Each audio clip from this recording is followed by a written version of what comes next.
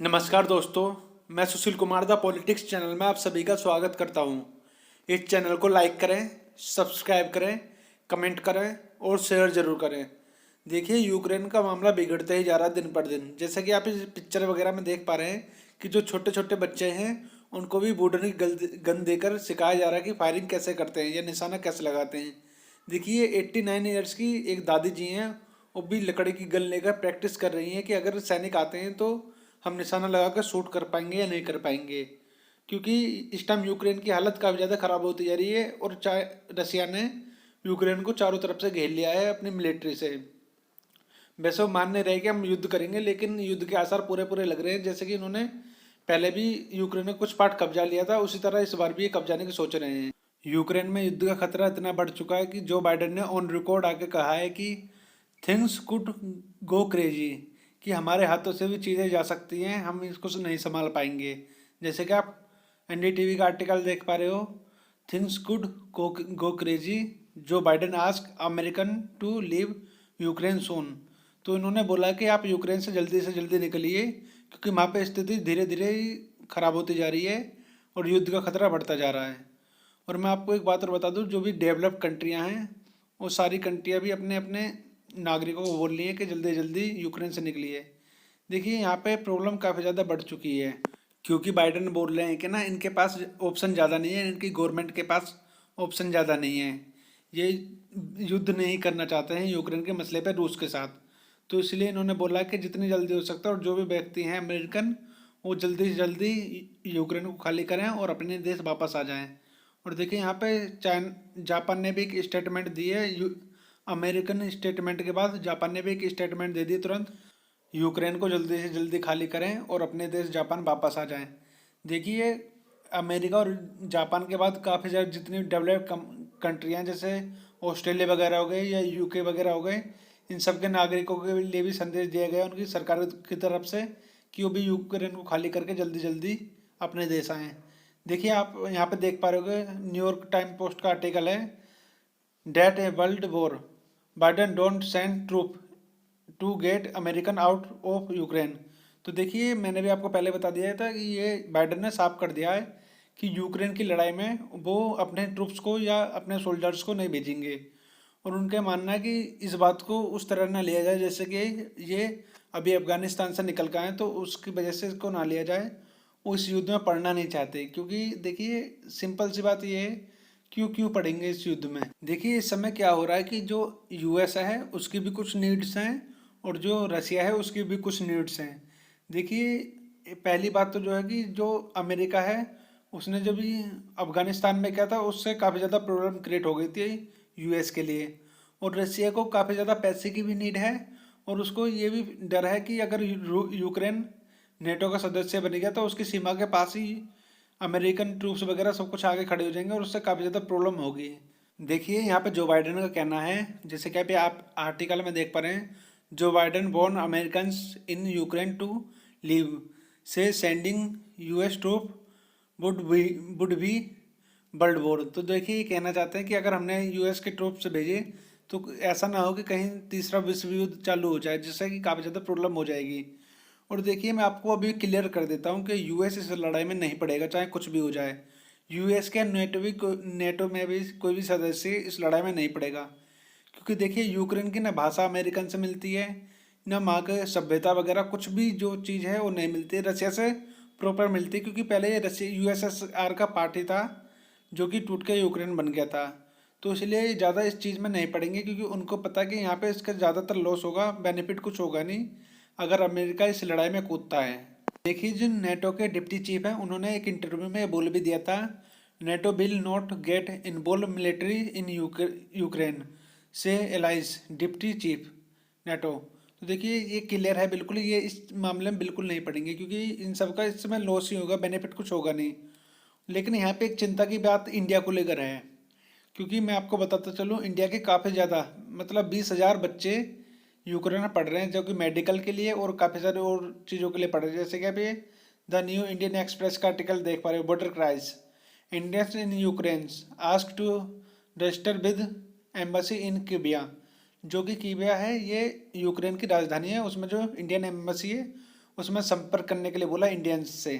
देखिए मैंने एक डिटेल में बनाया है और आपको समझाने के लिए लिख के दिया है, डिटेल में आप देख पा रहे हो।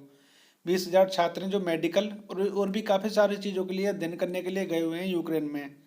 जिससे कि वहाँ पे अभी तो इंडिया वालों ने बस ये बोला है कि आप अपने एम्बेसी से संपर्क करें, अपने नंबर वगैरह लिख के दे दें, जीमेल वगैरह दे दें, अगर कोई प्रॉब्लम होती तो हम सॉल्व करने के लिए खड़े हैं।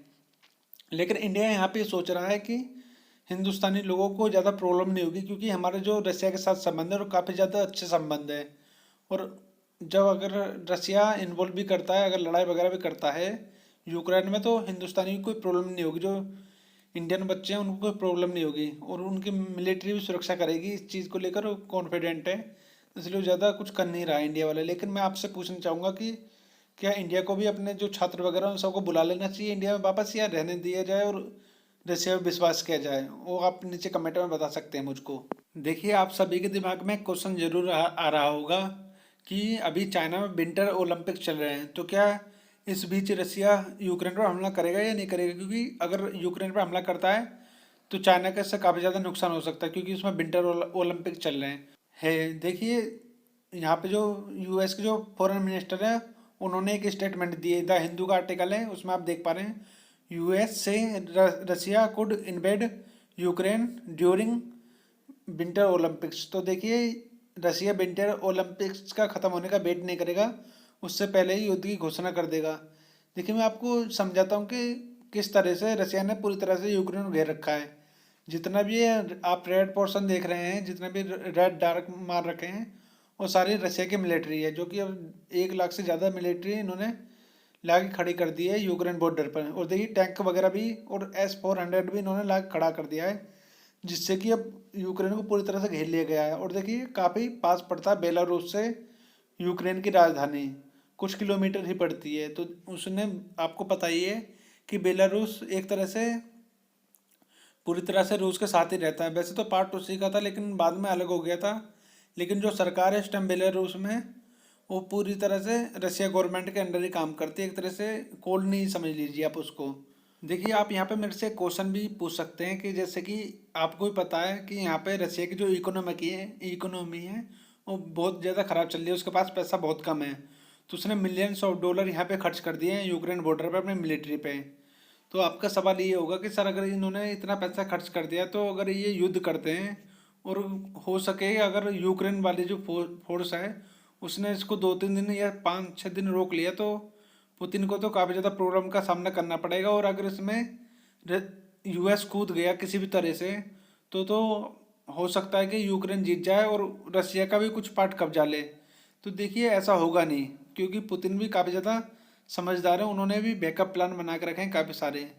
उसमें देखिए इन्होंने क्या किया है कि जो उनके इनके पास एक काफ़ी ज़्यादा तकनीक बढ़िया है, जिसको बोलते हैं हाइपरसोनिक तकनीक मिसाइल की, और रशिया के पास काफ़ी बढ़िया है। मैं आपको बताता चलूँ कि इस टाइम भी अमेरिका के पास हाइपरसोनिक नहीं है, बस अभी वो काम कर रहा है, लेकिन उसके पास पूरी तरह से तैयार नहीं है। और देखिए खास बात तो ये है कि रशिया के पास तो इसकी टेक्नोलॉजी काफ़ी बढ़िया है और चाइना के पास भी इसकी टेक्नोलॉजी है, और अमेरिका भी इस पर भी काम कर रहा है, नेटो भी पूरी इस पर काम कर रही है, लेकिन उनके पास अभी इतनी बढ़िया टेक्निक नहीं है हाइपरसोनिक मिसाइल्स की। और देखिए एक खास बात और मैं बताता चलूँ, यहाँ पे इंडिया और रशिया भी मिलकर हाइपरसोनिक पर काम कर रहे हैं, और DRDO भी अकेले हाइपरसोनिक पर काम कर रही है। शायद कुछ आने वाले सालों में हमें हाइपरसोनिक मिसाइल मिल जाए। और देखिए अमेरिका भी काम कर रहा है, लेकिन सबसे ज़्यादा जो डर है ना इस टाइम अमेरिका को, वो इस हाइपरसोनिक का ही है। और पुतिन भी इस चीज़ को दिखा के डराते रहते हैं अमेरिका को। या फीवर का आर्टिकल पूरा पढ़ सकते हैं, इसमें पूरी डिटेल दी हुई है। Russia deploy hypersonic missile to ballistic in running off NATO capital. तो देखिए इन्होंने एक वीडियो भी जाहिर करी थी इसकी हाइपरसोनिक मिसाइल की। और जैसे कि आप देख पा रहे हो जो प्लेन है MiG-31, और उसमें मिसाइल लगा रखी है इन्होंने। और देखिए पुतिन ने ये कंफर्म किया है कि अगर युद्ध में परमाणु हथियार का भी यूज होता है, परमाणु मिसाइल वगैरह का भी यूज होता है, तो सबसे पहले अगर जो मिसाइल दागी जाएगी तो रशिया की तरफ से ही दागी जाएगी, क्योंकि उसके पास हाइपरसोनिक मिसाइल्स हैं। इसमें इसीलिए थोड़ा सा यूएस चिंता भी करता है इस सब चीज़ों को लेकर कि अगर युद्ध होता है और युद्ध में अगर परमाणु हथियार भी चलते हैं तो सबसे पहले ये रसिया ने कंफर्म कर दिया है कि हम ही सबसे पहले अटैक करने में सक्षम हैं यूएस के ऊपर। अगर उसने परमाणु हथियार फायर भी किया किसी मिसाइल से, तो हमारे पास हाइपरसोनिक मिसाइल है, मुझसे अमेरिका को सबसे पहले हिट कर सकते हैं। और देखिए, मैं आपको एक बात यहाँ पे बताता चलूँ, अगर यहाँ पे इस बार यूक्रेन में कोई युद्ध वगैरह होता है और यूक्रेन हार जाता है, तो इससे अमेरिका की जो सॉफ्ट पावर है, जो भी पावर है, वो बहुत ज़्यादा ख़त्म हो जाएगी। देखिए, पहले तो अफगानिस्तान का मामला हुआ था, उसमें जो बाइडेन ने ब्लेंडर कर दिया था। अब अब यूक्रेन का मामला है, इसमें भी अगर जो बाइडेन अपना हाथ ढीला रखेंगे और यूक्रेन भी हाथ से चला जाता है, तो मैं आपको बताता हूँ कि जो यूएस की जो हिस्ट्री है, उसमें सबसे कमज़ोर प्रेसिडेंट और सबसे बेकार काम करने वाले प्रेसिडेंट जो होंगे वो जो बाइडेन होंगे। उससे भी पहले कोई नहीं हुआ था और उसके बाद भी शायद कोई नहीं होगा। जितनी यूएस की जो पावर है जो बाइडेन ने डिक्लाइन की है, उतनी अभी तक शायद किसी ने नहीं की है और शायद आगे भी नहीं कर पाए। और यहाँ पे एक बात और मैं बता देता हूँ कि इनकी जो प्रसिद्धि है वो धीरे धीरे घटती जा रही है। जो बाइडेन की अपने देश में काफ़ी ज़्यादा नीचे स्तर पर आ गए हैं प्रसिद्धि के मामले में। और इस वीडियो को मैं यहीं पे ख़त्म करता हूँ। जय हिंद, वंदे मातरम, भारत माता की जय। और आगे कोई भी अपडेट आती है तो मैं उसको बताता रहूँगा। जय हिंद।